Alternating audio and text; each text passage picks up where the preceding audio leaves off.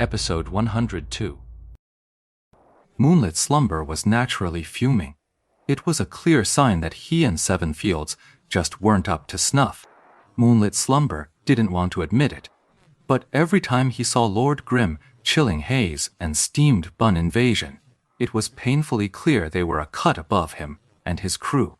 The constant shifts in positioning and the rapid fire release of skills, these are the most direct displays of hand speed. Small, you might not notice it, but the fact you can see it now means the difference is huge.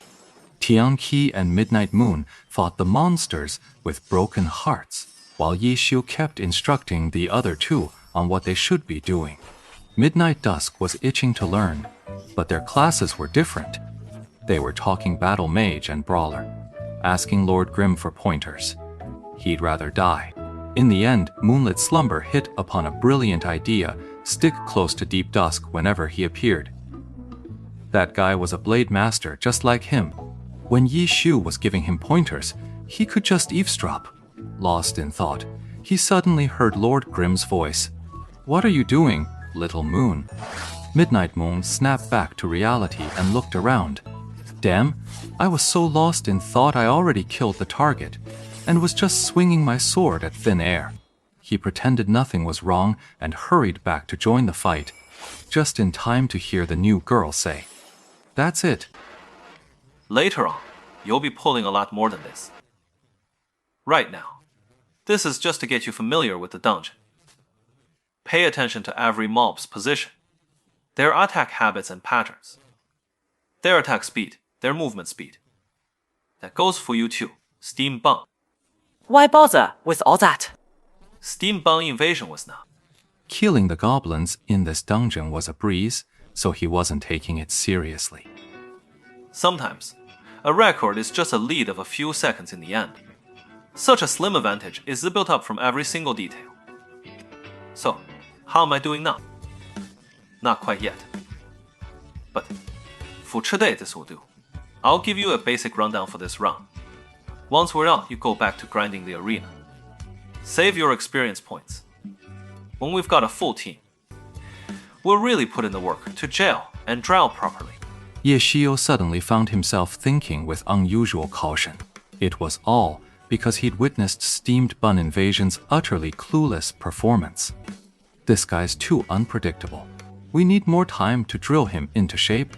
Bunny Invasion was also thoroughly addicted to PK, so he was delighted to hear he wouldn't be needed for the dungeon run.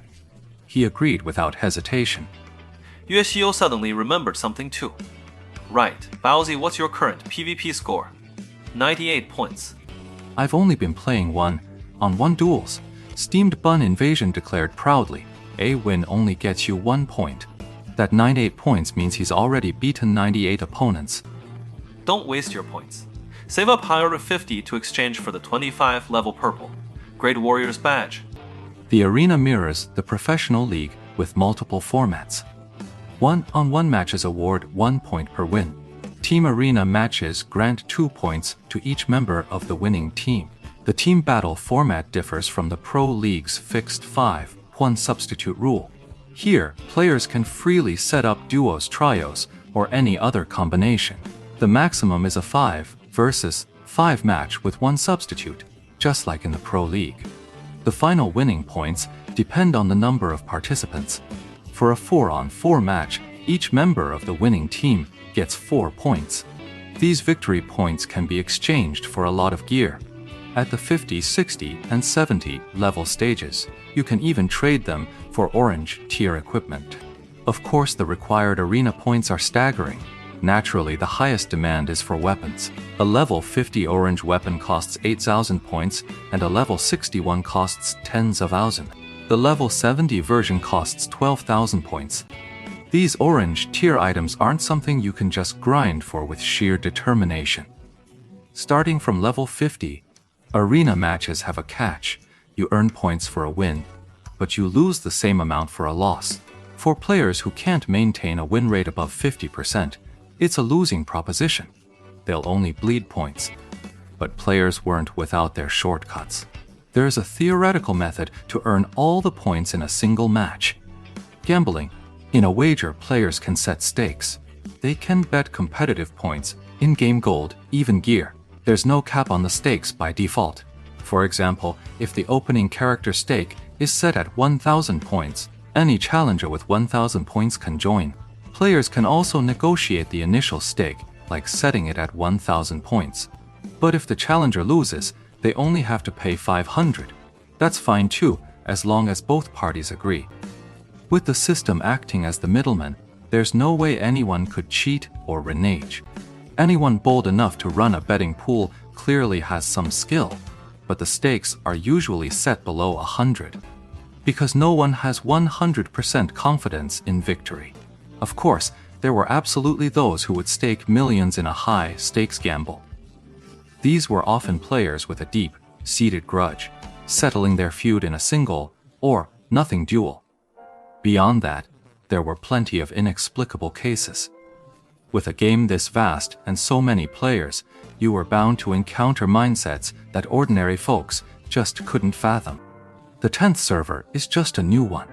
At Steamed Bun Invasion's current level, there's no difference between entering the free arena or the level arena. The rules are the same everywhere, except the arena doesn't offer any point rewards. Ye Xiu suddenly remembered that the level 25 purple equipment in the arena was actually a pretty decent weapon. Bunny Invasion was currently obsessed with PK, and since he had the means, he figured he might as well swap for this gear to boost his own power. Is that weapon any good? Newbies always have questions. Ye Xiu, of course, offered an explanation. The dungeon run continued. Ye Xiu kept up his commentary, his mouth growing dry, especially when they faced the boss. That's when he really went into overdrive. With the team at a certain level, unless someone screws up, the regular mobs are basically dealt with in a few hits. They can't put up much of a fight. It's the bosses, the ones that require a drawn-out battle, where the real variety comes in. Those precious seconds you claw back. They're almost always snatched right here. This was Tang Ru's first time in Frost Forest. Ye Xiu gave her a detailed rundown of the boss's characteristics. Baozi Invasion had been through Frost Forest plenty of times, but no one had ever given such a thorough, detailed breakdown. He soaked it all in, learning a thing or two himself. Tian Qi and Yu Zhongmian had played the dungeon before and knew the basics, but hearing Ye Xiu's explanation still revealed details they'd missed, especially when he laid out the proper counter strategies. Those parts really opened their eyes.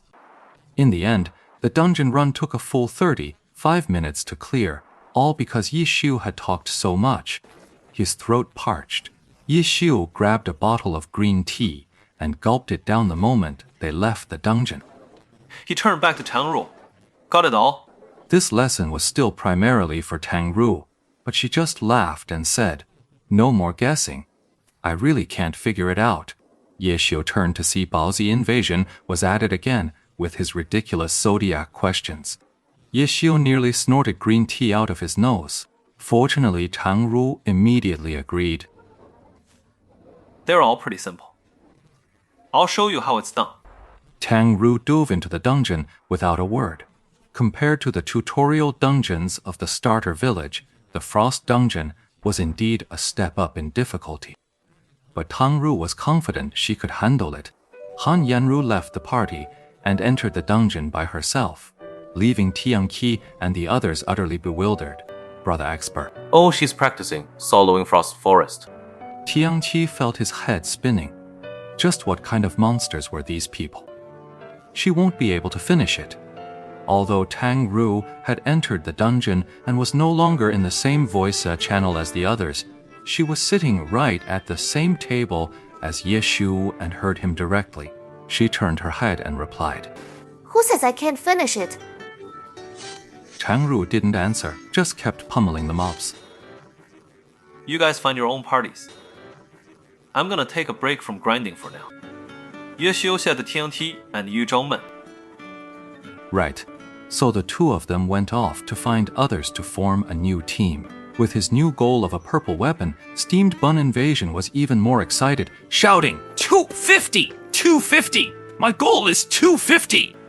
As the surrounding players looked on in shock, Steamed Bun Invasion charged toward the arena, casting another shadow of doubt over Ye Shu's mind.